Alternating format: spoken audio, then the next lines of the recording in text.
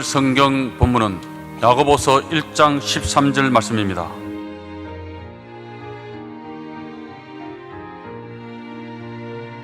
사람이 시험을 받을 때에 내가 하나님께 시험을 받는다 하지 말지니 하나님은 악에서 시험을 받지도 아니하시고 친히 아무도 시험하지 아니하시느니라.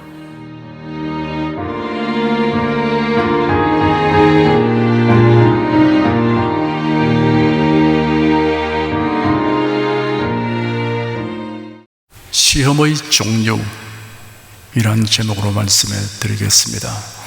우리가 사용하는 낱말들은 대체로 모든 사람이 같은 개념을 가지고 사용합니다. 이는 의사소통의 필수적 요건입니다. 그러나 어떤 특정한 낱말은 일반적인 뜻과 함께 다른 뜻으로도 사용하는 개인이나 집단이 있습니다. 시험이라는 용어가 그 중에 하나입니다. 시험의 일반적인 뜻은 지식이나 재능, 실력 따위를 일정한 절차에 따라 알아보고 평가하는 것, 어떤 기능, 능력, 성능 따위를 실제로 경험하여 보는 것입니다. 그런데 신자들이 신앙생활에서 사용하는 시험이라는 용어에는 별다른 의미가 부과됩니다. 하나님을 불신하고 불순종하게 하거나 신앙생활에 손상과 타격을 입히는 작용을 하는 것을 일컫는 말입니다. 그러므로 시험한다는 말은 대체로 신앙을 해치는 작용을 하는 것을 뜻합니다. 시험 당하였다는 말은 시험이라는 상황에 직면한 것을 뜻합니다. 시험 들었다는 말은 시험으로 인하여 신앙이 손상을 입은 상태를 뜻합니다. 다만 선한 의도에 의한 시험이란 신앙 상태를 확인하고 점검하는 것을 의미합니다. 시험이라는 말을 신자들이 자주 듣거나 말하게 되는 이유는 시험에 직면하는 경우가 허다하기 때문입니다. 그러므로 신자들은 시험에 대하여 분명하고 풍부한 지식과 이해를 가져야 합니다. 시험을 극복하는 것은 신앙생활의 필수 요건입니다. 시험은 그 종류가 많습니다. 이 시간은 시험의 출처에 관련된 시험의 종류에 대하여 살펴보겠습니다. 첫째, 마귀 곧 사탄으로 말미암는 시험이 있습니다. 사탄은 본성이 악함으로 언제나 악한 의도로 시험합니다. 예수 그리스도를 믿으려고 하는 사람들을 시험하여 뒤로 물러가게 합니다. 또한 신자들을 시험하여 신앙생활이 침체에 빠지게 합니다. 세속에 물들게 합니다. 혹은 이단에 빠지게 합니다. 사탄은 핍박이라는 수단으로 신자들을 시험에 들게 합니다. 불신자들을 충동하며 핍박이 가중되고 지속되도록 합니다. 사탄은 두려움이라는 수단으로 신자들이 시험에 들리게 합니다. 겟세마네 동산에서 예수님이 체포되자 제자들은 두려움을 느끼고 다 도망갔습니다. 사탄은 유혹이라는 수단으로 신자들이 시험에 들리게 합니다. 바울 사도의 동역자 데마는 세상 유혹에 빠져 바울을 버리고 떠나가 버렸습니다. 세상의 명성, 권세, 재물에 의한 유혹에 붙잡히면 뿌리치기가 쉽지 않습니다. 사탄은 의심이라는 수단으로 신자들이 시험에 들게 합니다. 세례 요한은 예수께서 하신 일을 감옥에서 듣고 자기 제자들을 예수님께로 보내 이렇게 질문했습니다. 오실 그분이 당신이십니까? 아니면 우리가 다른 분을 기다려야 합니까? 세례 요한은 헤롯 왕의 행위를 책망한 까닭에 붙잡혀 투옥되었습니다. 그러나 백성들의 존경과 지지를 받는 세례 요한의 영향력을 무시할 수 없었기 때문에 요한의 제자들이 세례 요한을 면회하는 것을 금지할 수 없었습니다. 세례 요한은 갇힌 몸이 되었지만 그의 관심은 예수님에게 있었습니다. 그는 성령의 계시를 받아 예수님이 그리스도 즉 메시아라는 사실을 알았습니다. 그러므로 예수님이 행하시는 일에 대해 깊은 관심을 가지고 이를 듣고 있었습니다. 그런데 자신의 제자들을 예수님에게 보내어 오실 그분이 당신이십니까? 아니면 우리가 다른 분을 기다려야 합니까? 라는 질문을 한 이유가 무엇입니까? 확신 중에 가끔 스며드는 의심이 있기 때문입니다. 세례 요한은 예수께서 메시아로서 심판 활동을 하실 것임을 믿고 선포하기를 이미 도끼가 나무 뿌리에 놓였으니 좋은 열매 맺지 아니한 나무마다 찍혀 불에 던지우리라. 나는 물론 너에게 세례를 주거니와 나보다 능력이 많으시니가 오시나니 나는 그 신들매를 풀기도 감당치 못하겠노라. 그런 성령과 불로 너에게 세례를 줄 것이요 손에 키를 들고 자기의 타작마당을 정하게 하사 알곡은 모아 곡간에 들이고 쭉정이는 꺼지지 않는 불에 태우시리라 하였습니다. 그런데 막상 예수님이 행하실 모든 일들에 관하여 들었을 때 한 가지 의심이 생겼습니다. 예수님이 행하신 일은 은혜뿐이요 심판의 기미는 보이지 않았습니다. 그리하여 심판하신 일을 위하여는 이를 수행할 다른 이가 오실는지 모른다는 생각을 하게 되었던 것입니다. 메시아가 오시면 세상을 심판하시고 이스라엘 나라를 회복하실 것인데 그런 일이 일어나지 않으니 조바심이 생겨난 것입니다. 더욱이 감옥에 갇혀 있는 그로서는 그런 일이 속히 이루어지기를 학수고대하는 마음을 가졌을 것입니다. 세례 요한은 죄인들에게 은혜와 사랑을 부시기 위하여 초림하시는 예수님과 이 세상을 심판하시기 위하여 재림하시는 예수님 사이의 시간적 간격을 알지 못했던 것입니다. 예수께서 대답하시기를 너희가 가서 듣고 보는 것을 요한에게 고하되 소경이 보며 안전비가 걸으며 문둥이가 깨끗함을 바라며 귀머리가 들으며 죽은 자가 살아나며 가난한 자에게 복음이 전파된다 하라. 누구든지 나를 위하여 실족하지 아니하는 자는 복이 있도다 하셨습니다. 세례 요한의 제자들은 예수님이 가르치시는 말씀을 들었고 사람들을 고치시는 것을 목격하였습니다. 예수님은 요한의 제자들에게 세례 요한에게 가서 그들이 듣고 본 것을 말하며 복음이 전파된다고 알리라고 하셨습니다. 치유하시는 일은 메시아가 행할 일의 일부이며 심판하시는 일을 하시기 전에 먼저 치유하시는 일과 죄 사함 받는 복음을 전파하시는 것을 가르치신 것입니다. 사탄은 신자가 하나님의 말씀과 뜻에 대한 이해 부족이나 오해가 있을 때 이를 틈타서 의심을 심어 시험합니다. 사탄은 대인관계가 미숙하고 성격이 원만치 못한 사람들로 인해 마음에 상처 있는 신자들에게 접근하여 시험 들게 합니다. 이런 일로 시험에 든 사람은 예배 시간에 은혜를 받지 못합니다. 봉사활동을 그만둡니다.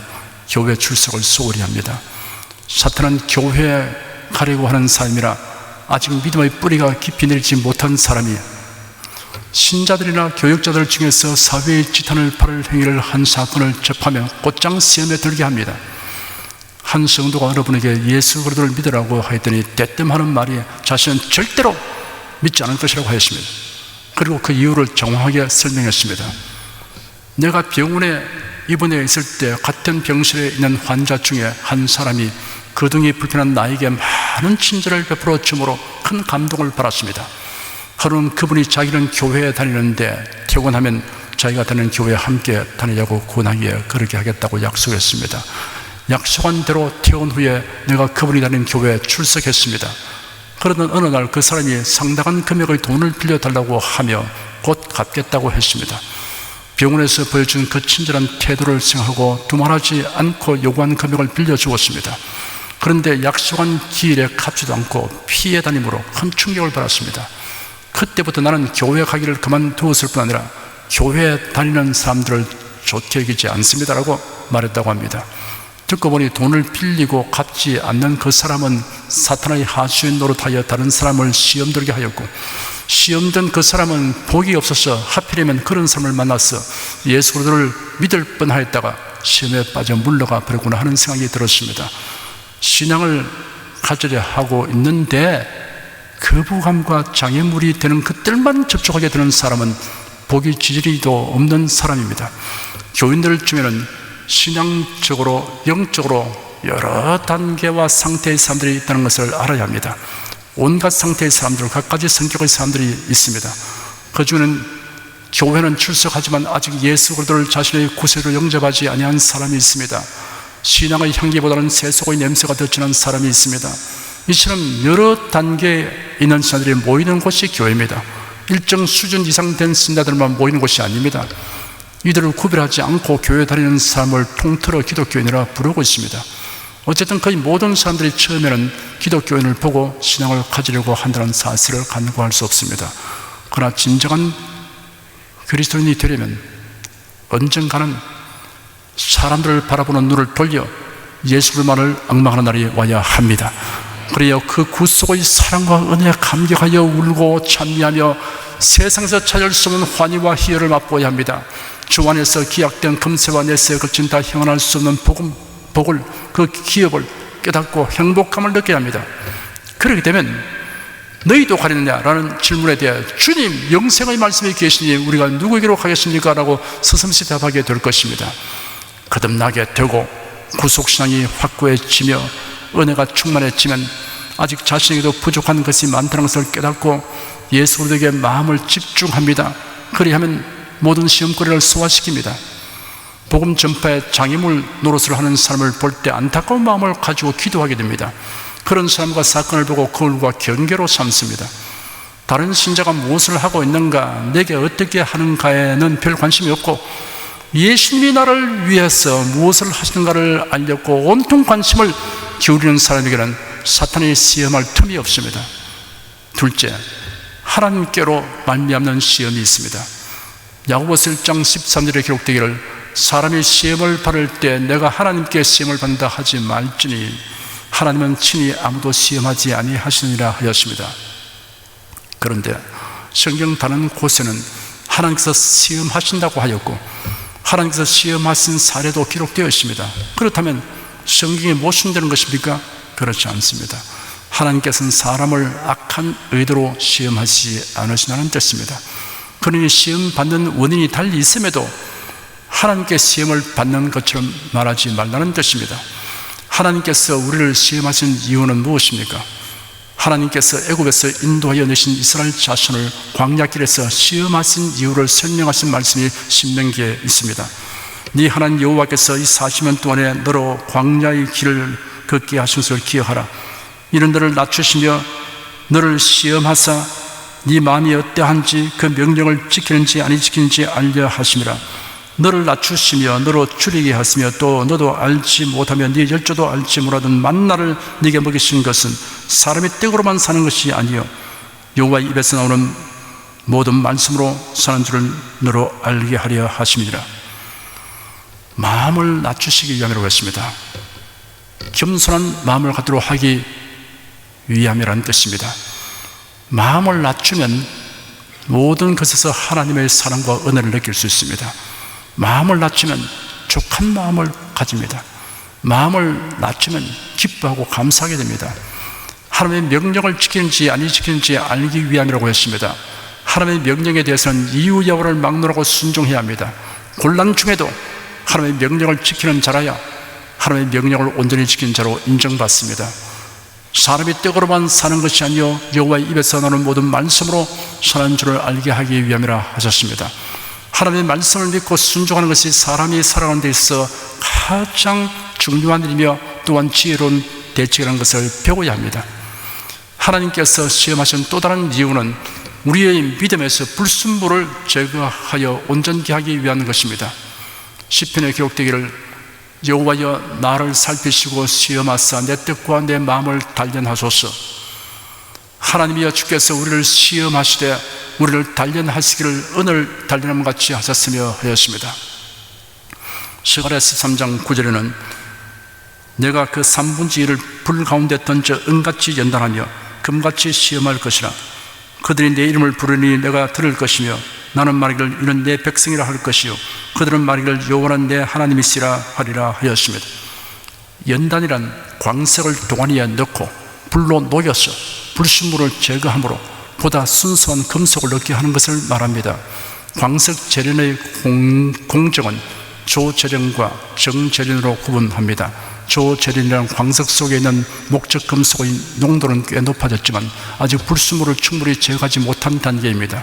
이 단계에서의 금속은 단일체가 아니고 화합물입니다.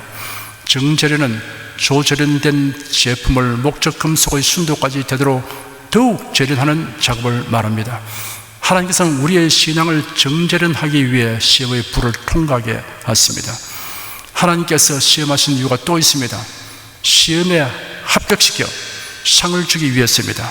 그 대표적인 예가 창세기 22장에 이렇게 기록되어 있습니다. 그 일 후에 하나님이 아브라함을 시험하시려고 그를 부르시되 아브라함아 하시니 그가 가로되 내가 여기 있나이다. 여호와께서 가라사대 네 아들 네 사랑하는 독자 이삭을 데리고 모리아 땅으로 가서 내가 네게 지시하는 한 산 거기서 그를 번제로 드리라. 아브라함이 아침에 일찍 일어나 그의 나귀에 안장을 지우고 두 종과 함께 그 아들 이삭을 데리고 번제에 쓸 나무를 쪼개어 가지고 떠나 하나님의 자기에게 지시하시는 곳으로 갔습니다.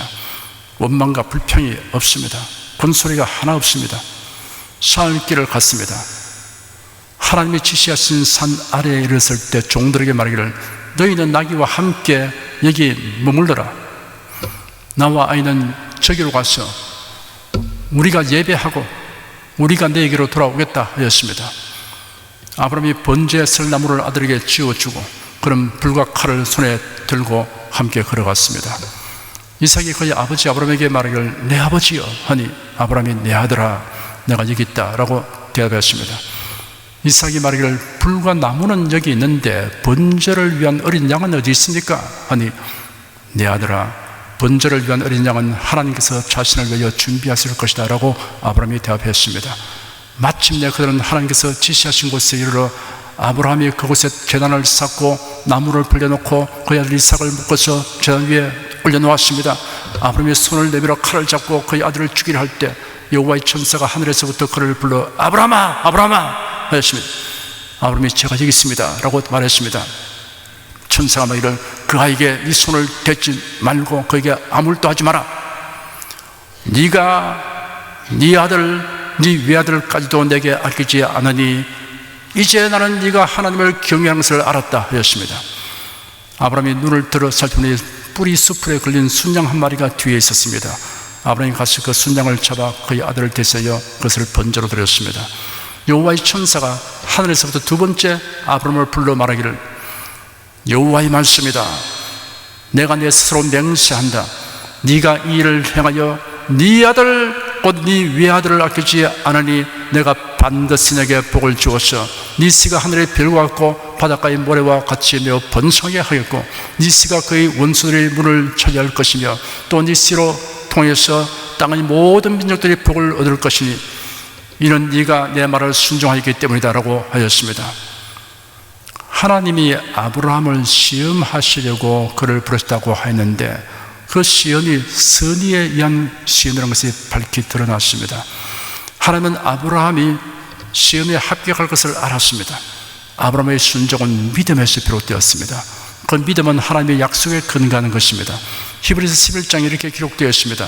아브라함은 시험을 받을 때 믿음으로 이삭을 드렸으니 저는 약속을 받은 자로 되어 그 독생자를 드렸느니라. 저에게 이미 말씀하시기를 네 자손이라 칭할 자는 이삭으로 말미암으리라 하셨으니 저가 하나님이 내게 죽은 자 가운데서 다시 살리실 줄로 생각한지라. 비유컨대 죽은 자 가운데서 도로 파는 것이니라. 네 자손이라 칭할 자는 이삭으로 말미암으리라 라고 하신 하나님의 약속을 이미 받았기 때문에 이삭을 번제로 드려도 전능하신 하나님이 다시 살리실 것으로 아브라함은 확신하였습니다. 아브라함이 종들과 함께 산 아래에 이르렀을 때 종들에게 말하기를 너희는 나귀와 함께 여기 머물러라. 나와 아이는 저기로 가서 우리가 예배하고 우리가 내게로 돌아오겠다 하였습니다. 이삭을 번제로 드리고 나면 혼자 돌아오게 될 것인데도 나와 아이는 저기로 가서 우리가 예배하고 우리가 너에게로 돌아오겠다고 말한 것은 종들에게 거짓말한 것이 아닙니다. 하나님이 이삭을 다시 살려줄 것을 확신했기 때문에 이런 표현을 한 것입니다. 아브라함은 엄청난 시험을 통하여 그가 가진 놀라운 믿음을 하나님께 인정받게 되었습니다. 그리고 큰 복을 받았습니다. 여러분이 주님과 복음을 위해서 힘에 겨운 헌신을 요구받게 되는 경우에는 하나님께서 시험하는 것으로 알고 믿음과 순종으로 시험을 통과하여 하나님께 인정받으며 이로 말미암는 복을 받으시기를 축원합니다. 셋째, 자기 자신으로 말미암는 시험이 있습니다. 자기 마음에 탐욕을 품으면 시험 들게 될 일이 생깁니다. 탐욕은 상황 판단을 흐리게 하여 오판하게 함으로 시험 들게 될 일을 발생시킵니다. 이스라엘이 여리고 성을 점령할 때 지켜야 할 세 가지 하나님의 명령사항이 있었습니다. 그 중에 하나가 여리고 성읍에 있는 물건은 사스럽게 취해서는 안 된다고 하신 것입니다. 이는 하나님께 드린 것으로 간주한다고 하였습니다.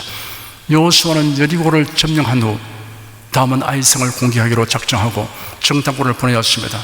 정탐한 자들이 보고하기를 아이성은 작은 성이니 이스라엘 군사들이 다 가지 말고 2-3천 명만 올라가 공격하는 것이 좋겠다고 말했습니다. 아이성의 주민은 12,000명이었습니다. 여호수아는 정탐꾼의 말대로 하여 3,000명만 보내었더니 이스라엘이 아이 사람들 앞에서 패배하여 36인이 죽임을 당하였습니다. 참담한 패배로 인하여 온 백성이 낙담하여 마음이 녹아 물같이 되었습니다. 여호수아는 탄식하고 슬퍼하며 하나님께 호소하는 기도를 하였습니다. 하나님께서 여호수아에게 패배 운위를 말씀하셨습니다. 이스라엘이 범죄하기 때문인데 그 범죄란 여리고 성에 있는 물건을 사사롭게 취하지 말라는 하나님의 명령을 어긴 것입니다. 이런 하나님의 것을 도적질한 행위입니다. 여호수아는 하나님의 지시대로 제비뽑기를 통하여 범인을 색출하였습니다. 범인은 유다 지파에 속한 아간이었습니다. 죄를 자독하도록 신문하였더니 시날산의 아름다운 외투 한 벌과 은 200세겔과 50세겔 중의 금덩이 하나를 노략물 중에서 도둑질을 하였다고 자백하였습니다. 여호수아는 아간을 정죄한 후 처형하게 하였습니다. 이스라엘 백성은 여리고를 점령할 때 생명체는 다 죽이고 재물은 하나도 취하지 말라는 명령을 받았습니다. 그런데 사람과 짐승은 다 죽였지만 재물을 취하는 자가 생겨났던 것입니다. 연민의 정은 버릴 수 있었으나 탐심은 버리지 못했습니다. 탐심은 지금 물리치기 어렵습니다. 하와의 범죄는 탐심에서 비롯되었습니다. 여자가 그 나무를 본 적, 먹은 적도 하고 보암 적도 하고 지혜롭게 할 만큼 탐스럽기도 한지라 여자가 그 실과를 따먹고 자기와 함께한 남편에게도 주며 그도 먹은지라라고 기록되었습니다. 가룟 유다가 예수를 배반한 것도 탐심에서 비롯되었습니다. 대상들과 흥정하여 은 30을 받고 예수를 재판으로 넘겨주었습니다. 아나니아와 삽비라의 죄도 탐심에서 비롯되었습니다. 초대교회 신자들은 모든 물건을 서로 통용했습니다. 재물을 공유했습니다. 이러한 현상은 마르크스 레닌에 의해서 생겨난 공산주의 사회의 형태와는 근원적으로 다릅니다. 초대교회의 재산 공유는 강제적이거나 제도적인 것이 아니었습니다. 자발적 현상이었습니다. 신앙심에서 발로된 것입니다. 바나바라는 사람이 밭을 팔아서 그 돈을 사도들 앞에 두었습니다. 사람들이 칭송했을 것입니다. 그런 안디옥 교회를 처음 담임하기도 했으며 바울 사도와 함께 선교사로 활동하였습니다. 그런데 참으로 안타깝고 슬픈 사건이 발생했습니다.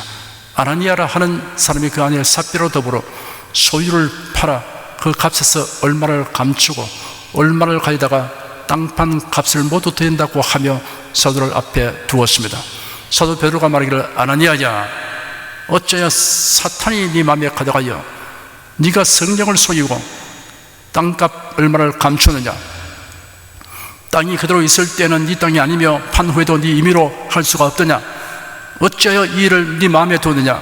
사람에게 거짓말하는 것이 아니요 하나님께로다 하였습니다. 아나니아가 이 말을 듣고 엎드러져 혼이 떠나니 이 일을 듣는 사람이 다 크게 두려워하였습니다. 젊은 사람들이 일어나 시신을 싸서 메고 나가 장사하였습니다. 3시간쯤 지나 그 아내가 그 생긴 일을 알지 못하고 들어왔습니다. 베드로가 말하기를 그 땅판 값이 이것뿐이냐 내게 말을 하니 예 이뿐입니다 했습니다. 베드로가 말하기를 너희가 어찌 함께 꾀하여 주의 영을 시험하려 하느냐. 보라 네 남편을 장사하고 오는 사람들이 발이 문 앞에 이르렀으니 또 너를 메어 나가리라 하니 곧 베드로의 발 앞에 엎드려져 혼이 떠났습니다. 젊은 사람들이 들어와 죽은 것을 보고 메어다가 그 남편 곁에 장사하니 온 교회와 이 일을 듣는 사람들이 다 크게 두려워하였습니다. 예루살렘 교회는 신약 교회의 시작일 뿐 아니라 앞으로 세워지는 모든 교회의 모태가 되는 교회였습니다. 그러므로 이 사건은 일별백계의 의미를 지니고 있습니다. 땅판 대금의 일부를 하나님께 드린다고 했으면 칭찬받고 축복받을 일이었는데 땅판 대금 전부라고 속였습니다. 아나니아와 삽비라는 명예와 재물에 대한 탐심으로 인해 하나님을 속이는 결과를 초래하게 된 것입니다. 성경은 삶과 탐심을 물리치라고 하였고 탐심은 우상 숭배니라 하였습니다. 하나님을 섬기는 일에 시간과 재능과 물질을 들여도 늘 부족하여 더 많이 헌신할 수 있기를 기도하는 사람의 마음에는 탐욕이 들어올 여지가 없습니다. 탐욕은 원망불평의 온상입니다. 이스라엘 백성들은 광야에서 하나님이 주시는 양식인 만나를 먹으면서도 원망불평했습니다. 그들과 함께 애굽에서 나온 허다한 자족들이 탐욕을 품고 원망불평하는 것이 온 이스라엘 자손들에게 전염되었기 때문입니다.